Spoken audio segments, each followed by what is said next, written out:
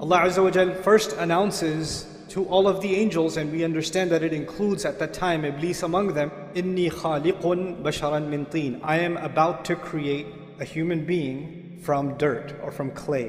When he's saying this, he has not made Adam yet. فَإِذَا سَوَّيْتُهُ وَنَفَخْتُ فِيهِ مِنْ رُوحِي. And when I'm done balancing him, and when I blow into him from my ruh, then he says, فَقَعُوا لَهُ سَجْدًا. Then fall into sajda before. Allah has described that He is about to create our Father, and He has also described the process He's going to use to create us. He says, first of all, I'm going to make him from teen. We're not the only creation on this earth made from teen. In fact, all of the animals and all of the species that exist on this planet also are made from teen. But there's something additional about this creation that He's about to make, our Father, and by extension us, that is more than just teen. There's something more than just this animal presence, this animal existence. فَإِذَا سَوَّيْتُهُ. When I make him balanced. So Allah says there's a level of balance and perfection that is going to be added to this creature that doesn't exist in other creatures. Allah is telling us that human beings will have an ability to balance opposing things.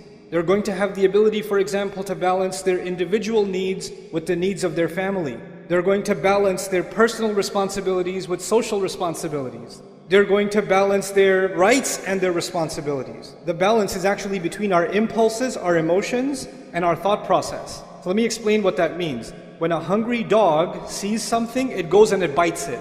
It doesn't think about the consequences. There's the emotion and then there's the action. That's it. But human beings, they can look at something and say, no, that's illegal. No, that's haram. You're getting late for work. There's a red light. Right? You have the ability to balance your emotion, your need, your desire to get to work early, but your need to abide by the law and stop at the red light. We're able to balance our thoughts and our emotions. Unlike other species, when they have an emotion, they have an impulse, they jump on it, they react. But we can think about the consequences, we can think about the long term, we can hold ourselves back. Allah Azza wa Jalla here says, human beings will be made with this amazing ability of balance. Then He says, وَنَفَخْتُ فِيهِ مِنْ رُوحِي. And then on top of that, I will blow into him from my own ruh, meaning the ruh that Allah especially designed for this human being, this special thing that will connect him, this human being, and Allah together in a unique way. That's what's going to be inside him.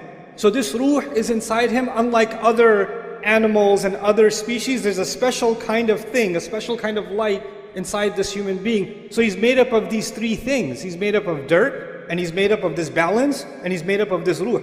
And He let the angels know, these are the three parts that will make this human being amazing. And when these three things come together, then فَقَعُوا لَهُ سَاجِدِينَ. Then fall into sajda. It's important to note, the angels don't just see the seen. The angels are creatures of the unseen. So what is invisible to us, like the arsh of Allah, what is invisible to us like the jinn, what is invisible to us like the secrets of the skies, many of them, the angels, they travel through the skies. And then on top of that, they get to communicate directly with Allah. Allah talks directly to the angels. And Allah is telling them that this creature is so incredible. Of all the vast universe that He created, He says this one thing is so powerful that every last one of you should be overwhelmed at what Allah has done when He created Adam.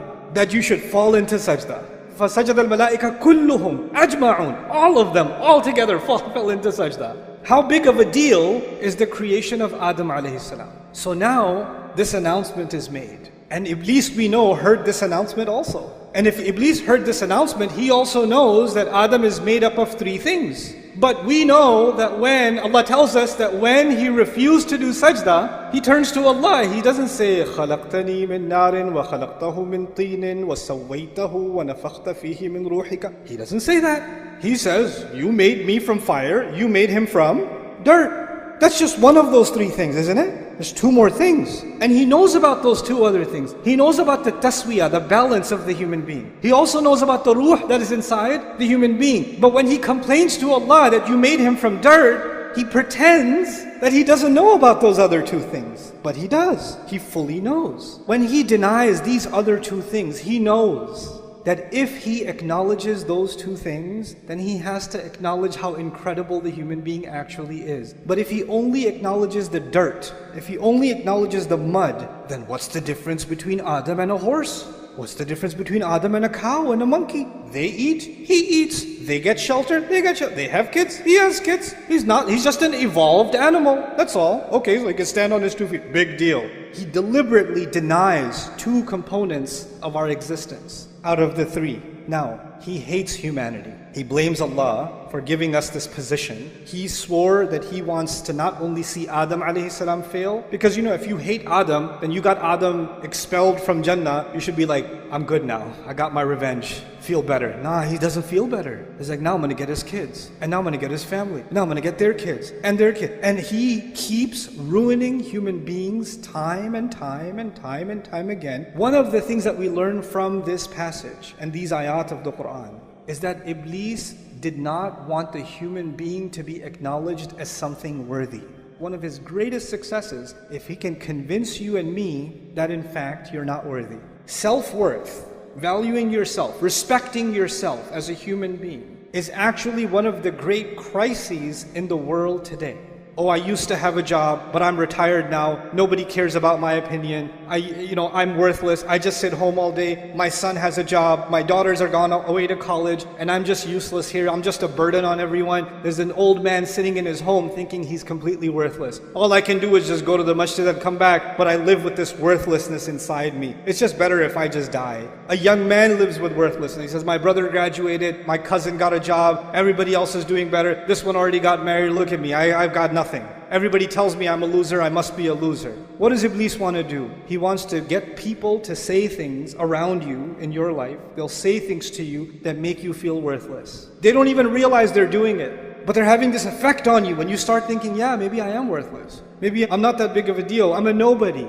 Once you develop low self-esteem, you don't value yourself, then you're always thinking the only way I will be valued is if somebody else values me. If somebody else approves, then I have value. So I'm gonna take a picture of myself. I'm gonna make sure I change all the filters enough times, and then I'm gonna post it online, and I'm gonna wait for somebody to do this, or somebody to put one of these, or at least a mashallah or something. Give me something, because if somebody gives me, I have some value.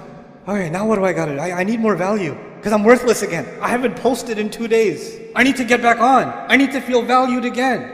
When you don't have enough value for yourself, you're always looking for value from where? Somewhere else. Someone else. Always looking for somebody else's approval. Always looking for somebody else's compliment. You didn't say anything. What do you think? What do you think I should do? What do you think of this? What do you think of that? Constantly asking for somebody else's opinion. Because without it, you're worthless. When you have low self-esteem, then you can't deal with any of your rights. Like people can walk all over you, they can humiliate you, and in your head you're like, yeah, I deserve it, I'm scum anyway. What's even better is Iblis comes to those in your life sometimes and he says, hey, say this to him. Say, you know what, I know I treat you like a dog, but you deserve worse than that. So you should be happy that I even treat you this much. And you hear that enough times, and what happens? You start internalizing it. Because human beings, even if you reject something at first, if you hear it enough times, you start getting influenced by that. You start seeing yourself that way.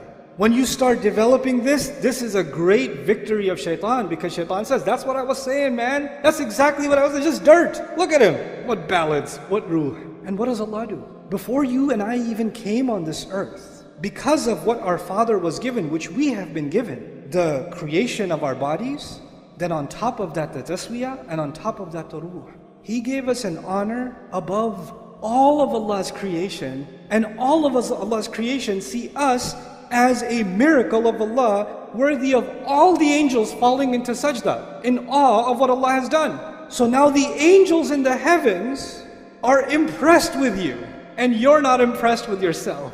You think you're worthless. But this is one side of the equation, that we value ourselves. But Iblis, he's got multiple tactics. One subject that keeps coming up is self-love, self-worth, self-esteem, which is what I'm talking about too, but you can take that too far. You're amazing. You're the best. Believe in yourself. You. Nafsuk, nafsuk, nafsuk. And you're like, yes, nafsi, nafsi, nafsi. You become like obsessed with, yeah, I'm awesome. I'm amazing. And then some parents do this to their kids. You're the princess. Little 4-year-old girl. You're my princess. Everybody else is ugly. You're the prettiest. You're the best. And this little girl turns into a monster. She goes at school and she goes, the princess is here. Kiss the ring. Like she develops this like inflated sense of self. This is actually the reality of arrogance. So on the one hand, we value ourselves, but what we actually are supposed to value is the potential that Allah gave us. We're supposed to value the ability to make the effort that Allah gave us, not the things that Allah gave us. The things that Allah gave us, He can give to anybody else. And these things will come and they will go. But the only thing of value before Allah is, and before ourselves, should actually be just our efforts. وَأَن لَيْسَ لِلْإِنسَانِ إِلَّا مَا سَعَى. Human beings will have nothing of worth on Judgment Day except the efforts that they made. That's it. This balance between confidence and humility, that has to be struck. Because too much self-worth will turn into arrogance. And too much humility, then you start thinking, I'm nothing, I'm nobody. And that's what Allah Azza wa Jal defined as one of the most amazing qualities that human beings have. There's this spiritual and there's this material. There's this confidence and there's this humility, and they both coexist. There's taswiyah all the time. And it's remarkable, right, that on the one hand Allah mentioned dirt, and on the other hand Allah mentioned the ruh, the two opposites, and in between them He mentioned balance. فَإِذَا سَوَيْتُهُ وَنَفَخْتُ فِيهِ مِنْ رُوحِي. SubhanAllah. Our entire life is supposed to be a struggle to find that balance, to find that real worth in ourselves. So we're not looking for it in other people, we're not looking for it in things, we're not looking for it in posts or engagement or followers. We're not looking for worth in the clothes we're wearing. We're looking for worth in what we give to Allah Azza wa Jalla. No goodness is worthless. No good effort is worthless. No human being is worthless. Find value in yourself that Allah has already given you. May Allah Azza wa Jalla allow us to value ourselves, see our worth, and not allow Shaytan to make me and you see ourselves as someone worthless or unworthy or someone who should be stepped on or should be punished. We should stop doing that self-hatred, and may Allah allow that self-value never to turn into arrogance.